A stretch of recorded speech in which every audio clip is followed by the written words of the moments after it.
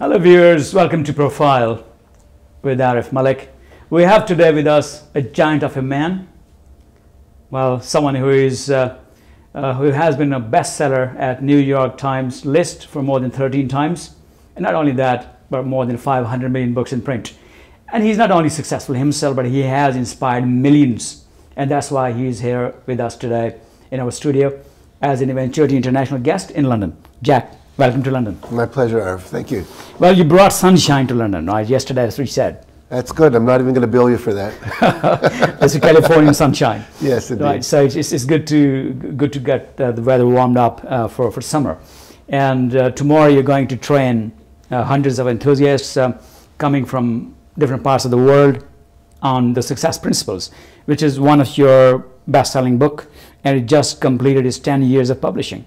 And it's considered one of the phenomena, because in this book, it's not only a touchy-feely good motivational book, but you came up with 64 principles, and the kind of is considered a blueprint. Now, you started yesterday when we were together moving towards the hotel. You shared your story, and we already know that. From humble background, you managed to shine. So what do you consider your biggest secret? Gosh, I think my biggest secret is always following what I call my inner guidance. Whenever I get an idea, I trust that it's what I'm supposed to do because I meditate, and so I get inner guidance from that.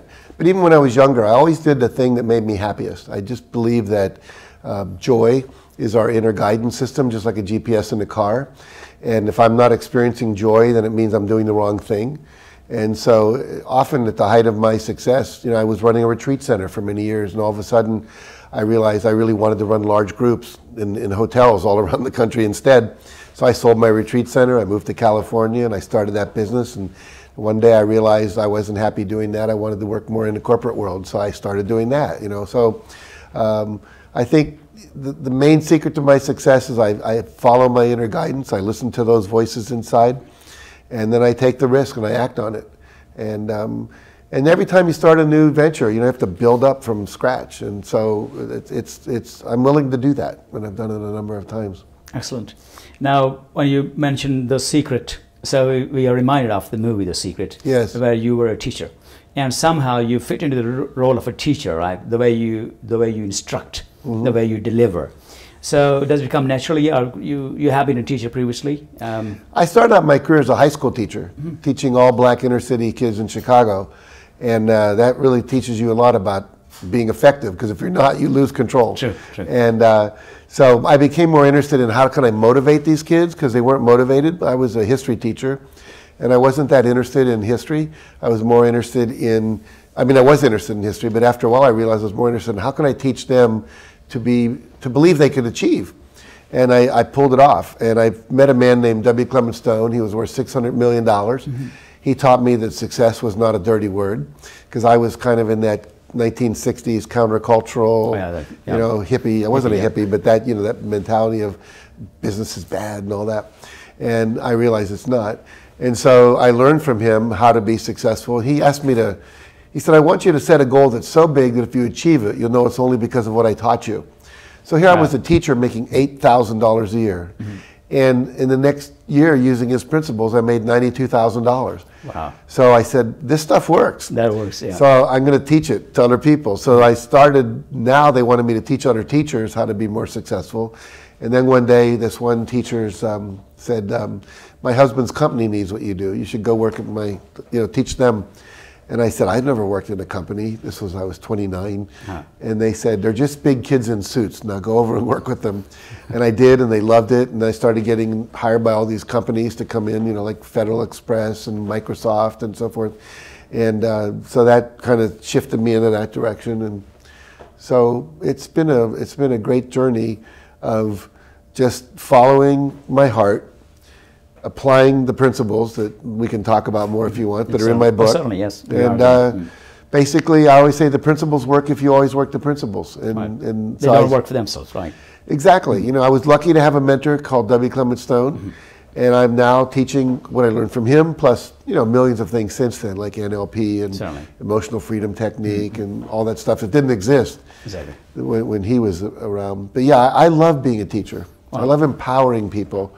You know, I believe that everybody has the capacity to achieve amazing things in life. You know, not only just financially, but great relationships, great health, social change in the world, so the world works better for everybody. And you know, the principles work. I have literally over 1 million students that I've trained in, you know, since I started. Like, I'm 70, so I've been doing this since I was 22. Wow. And I've watched people become, I mean, one of my students a couple years ago ran for the presidency of Ireland, came in 2nd out of 9 people. Wow. He's a super successful businessman. He is part of the Shark Tank show that they have over there. I've had my students become entrepreneurs, generals in the military, Olympic athletes. So I love empowering people to make their dreams come true. Wow. And that's why eventually International brought you here. Yes. We're lucky because you could do it more. And this dream of training 1 million people. Now this is something which is fascinating. So it's not you want to leave some legacy. Well, we were sharing in the car yesterday coming into the hotel that, you know, now that I've trained 1 million people and the principles, that's great, but now I want to train 1 million trainers to teach these principles. Because think about this, Arif, if 1 million trainers each trained 1,000 people, wow, that's 1 billion people that would be trained. Mm-hmm. That's 1/8 of the world's population. That's exciting to me. That's an amazing dream. Yeah, yeah. So that's my current thing.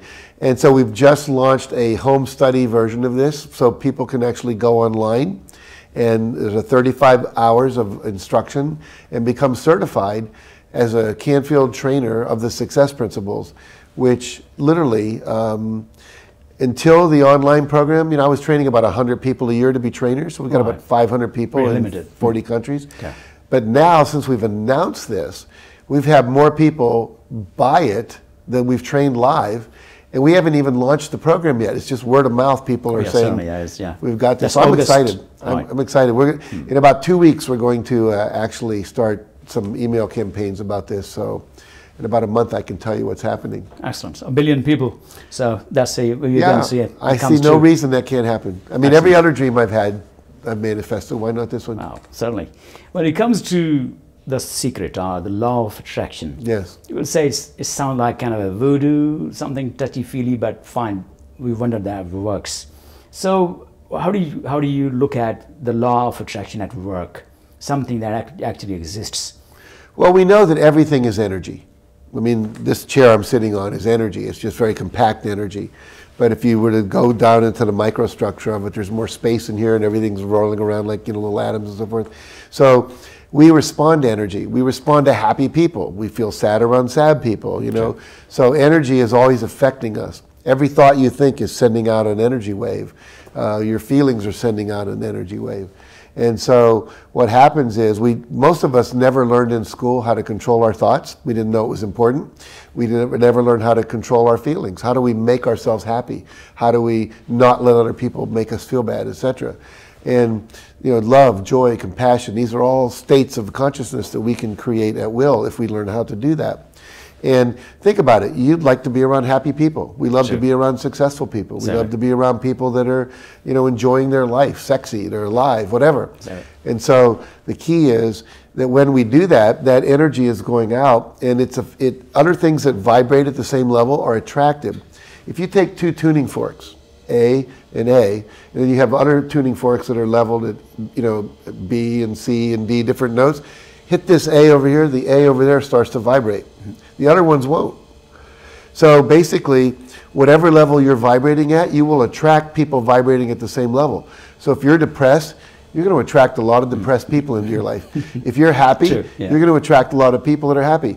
Think about the different pubs there are in England. And I've been in Ireland, there's a pub every 3 doors, right? So if you go into different pubs, they have different energy in there.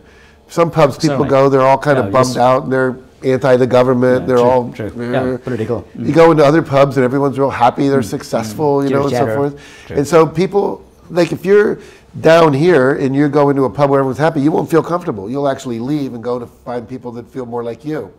And so what we want to do is, I always tell people, whatever it is you want, start visualizing it, believing it, feeling it, thinking about it, etc.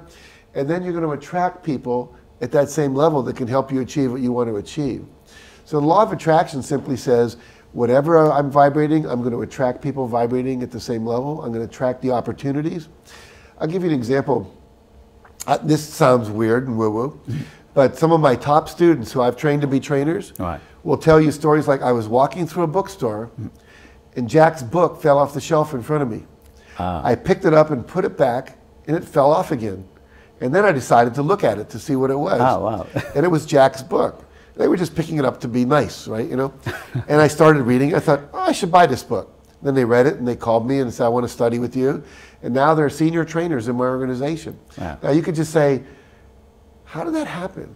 So I need to ask you, how do you put this trick inside the book to follow someone? Yeah, really, exactly. We'll put some little thing so it bounces off the shelf, you know, some little thing. But seriously, I mean, story after story after story. And that's happened in my own life. I wanted to sell 1 million books in one day. And all of a sudden, I sit down next to a person on a bus that can help me do that. You know, of all the places I could have sat, of all the people that could have been on the bus, why her? You know, and it happens to me day after day after day after day after day. It just keeps attracting. So and it doesn't only happen to you, but it happens to... It happens to all my students. Yeah, you know, all the people that watch The Secret. You know, I mean, when The Secret first came out, I was getting about 100 emails a day saying, oh my God, this is happening in my life. Or I saw The Secret. My nephew saw The Secret. And he was fairly pessimistic kind of guy. And he said that 90 minutes changed my life. And he said he wanted to test it.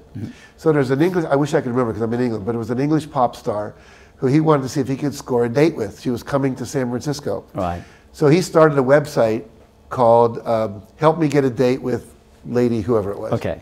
And so all these people just started giving him money. He wanted to have $10,000 to take her out on the date. Wow. And people just, they were so excited about his willingness to do this.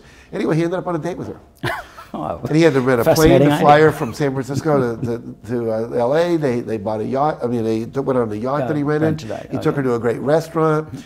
And of course, she had a bodyguard to make sure he wasn't some kind of weirdo, right? You know. But the point is, he pulled it off. And he said, I just started believing I could do it. I put it out to the universe, and the universe responded. Wow.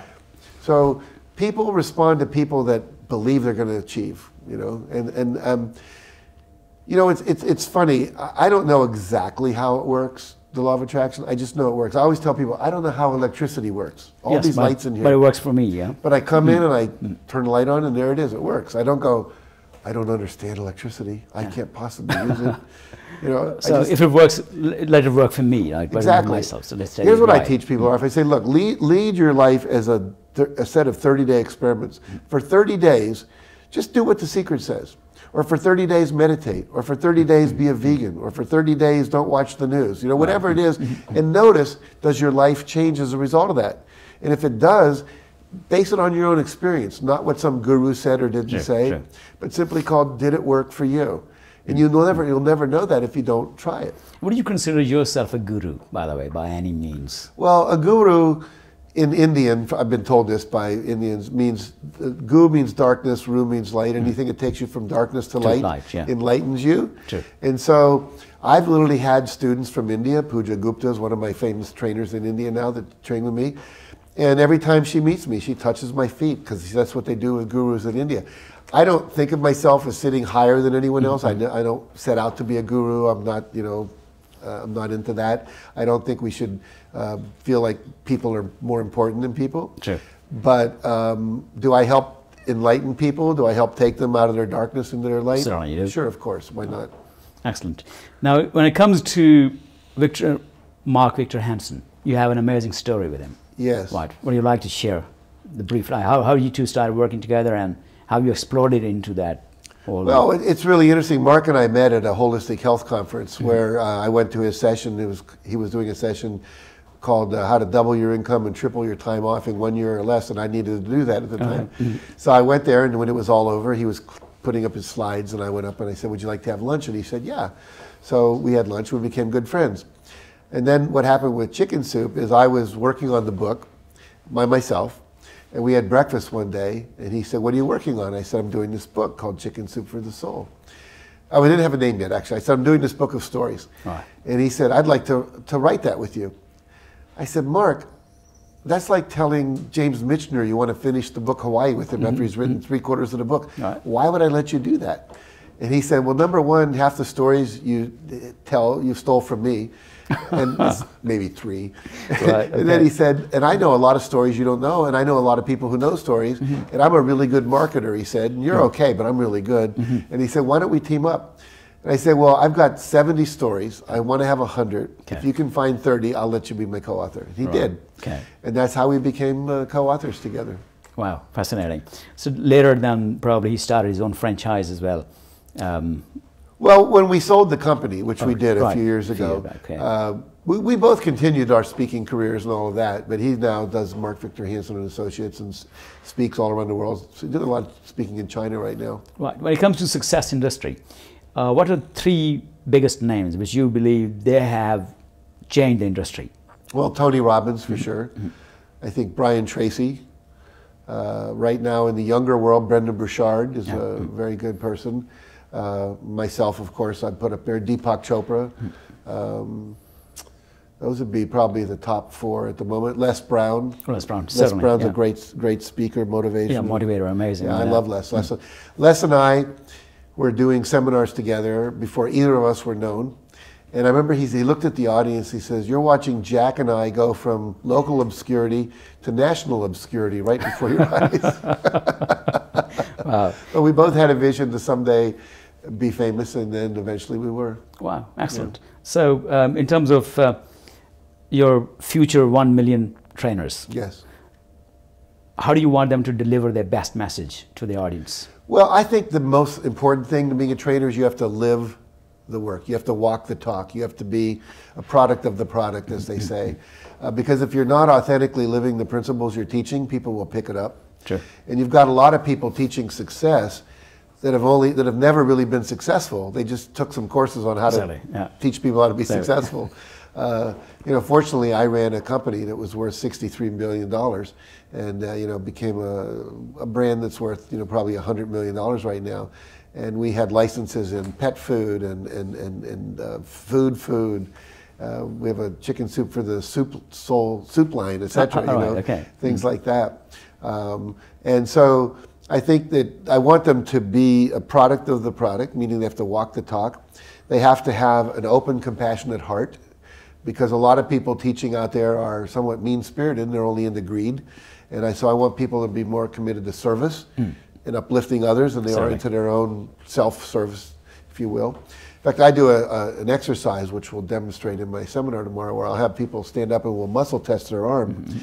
And I'll say, think of a goal you have, only think about how it will serve you, and their arm will go weak. I say, don't change the goal. The goal could be to have a Mercedes-Benz, but think about how it will serve others, your family, etc. And then their arm stays strong. It doesn't go down. And so we know that any thought that weakens you is not a good thought for you. Any thought that strengthens you. So we know that coming from service is really important. I also want people that have a sense of humor, because people learn best when they're having fun. Yes, true. And I want people that have taken risks and survived the risks. And I want people that know how to process people when they're stuck. Because a lot of times people in a seminar or workshop or training get stuck. And if you don't have the skills to unstick them, to deal with their fears, their limiting beliefs, their childhood traumas, then you're not going to be successful at really transformation. You can share information, but information doesn't transform. Energy and experiences are what transform, so they have to be able to lead experiential. See, what my work does that's different than other people is it's deep experiences that we create in the room that really transform people. So to be a trainer, you have to be someone extraordinary, someone who has taken a risk, someone who has experienced some stuff, some accomplished something. It's not only a book to read or a seminar to deliver. It's not sufficient. Yeah, really, it's a life to live. You have to be a manifestation of that. Wow.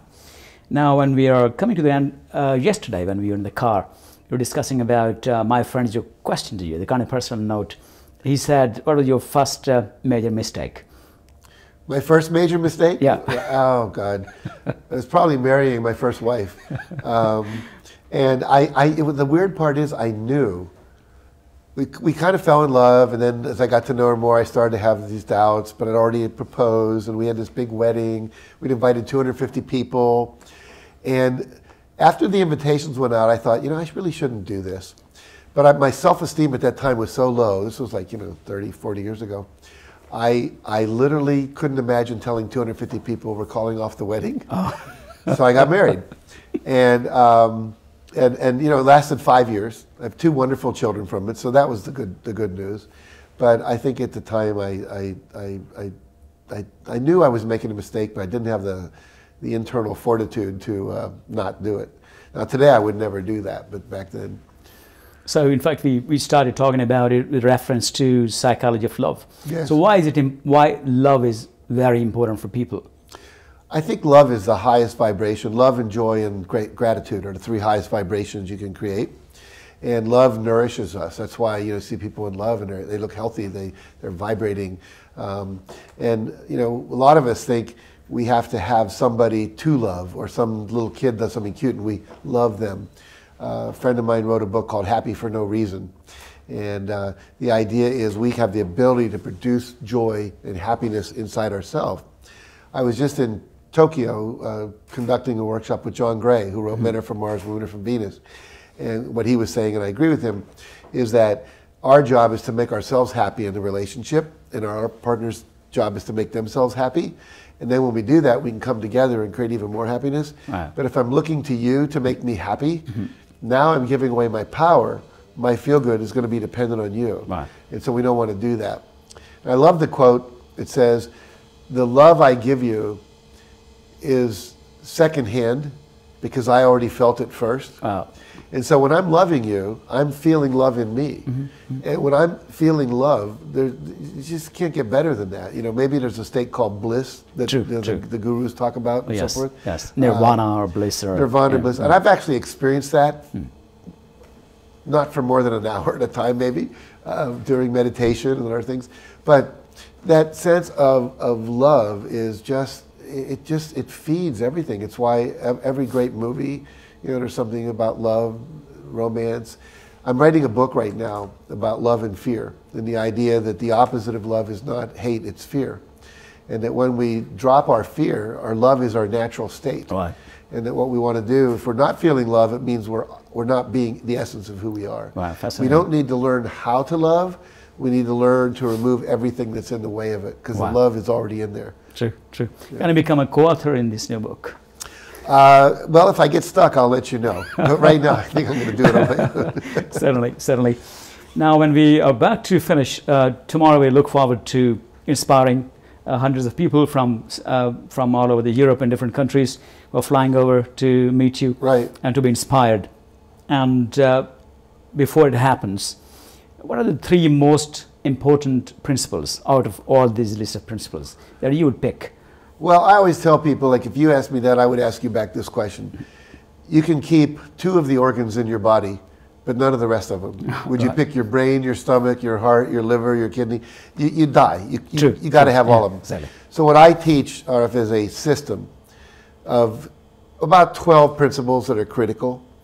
And it's like, if you take a combination lock and you're missing 1 number, I can give you 3 of the 4 numbers, you're never going to get the lock open. And if you don't have the numbers in the right order, the lock is not going to open. Now, so we have to have all of them. But very quickly, number 1, you must take 100% responsibility for your life. Give up blaming, complaining, and excuse making. That's fundamental. Number 2, you have to figure out your life purpose. I believe everyone's born with a purpose. Some people are musicians, some people are architects, engineers, people in the film industry, whatever. The third thing is you've got to get clear what's your vision of your ideal life. That has to be turned into specific goals, because a vision without goals and deadlines doesn't usually happen. Certainly. Then you have to believe in it. You have to take action. You have to then respond to feedback. You have to build a team around you so it can support you. You have to then persevere in the face of obstacles. Sure. And there's something I call the rule of 5, which keeps you in action, an accountability partner, or a mastermind group, which will keep you focused on your vision so you don't give up and that you stay accountable to somebody. So those are the key components, and we can break any one of those down further, but the basic idea is all of that is required. Success is doing the right things at the right time, in the right order, in the right way. If you're missing any one of those 4 things, you're doomed. And you see people working really, really hard, and they're still not getting success because they're missing a piece or they're doing it the wrong way or in the wrong order. Excellent. Well, thanks, Jack. So tomorrow, guys, Jack is going to inspire hundreds of people from the UK and the rest of the world. But it's just a small number. Those 1 million people are going to inspire 1 billion people. And that's the dream which we look forward, which we believe we are part of it. Inspire and educate and make sure that they actually do the actions. Because inspiration without the tools creates frustration. And tools without inspiration creates the world most of us are living in right now, which is not all that uplifting. Jim Rohn used to say that if you motivate an idiot, then you get a motivated idiot. Right. So you got to set that right. Yes, exactly. Well, thanks, Jack. It's a pleasure. My pleasure. Thanks for having me. Thank you so much.